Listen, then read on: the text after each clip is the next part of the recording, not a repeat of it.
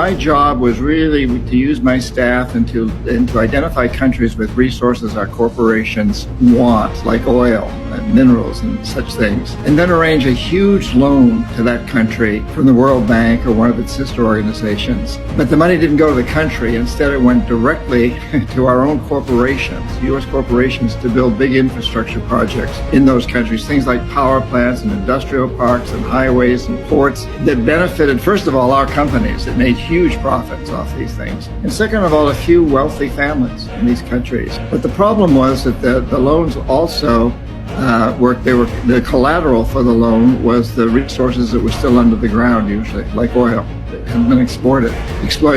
And so the idea was that they would take on these loans, and over time they would allow our corporations to come in and take their resources. In the meantime, they had to pay off interest on the loans, and so most of the people in the country suffered terribly.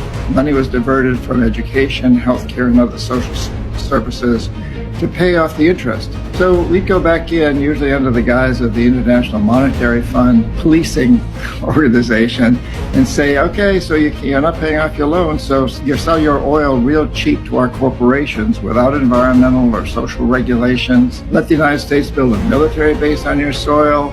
Privatize your businesses, your public sector businesses, your education system, your water and sewage systems, etc., and sell them to our investors cheap. Vote with us on the next United Nations vote against Cuba or whatever. So it was really, it truly is a form, it still goes on, of colonialism, but as you pointed out, typically without the military.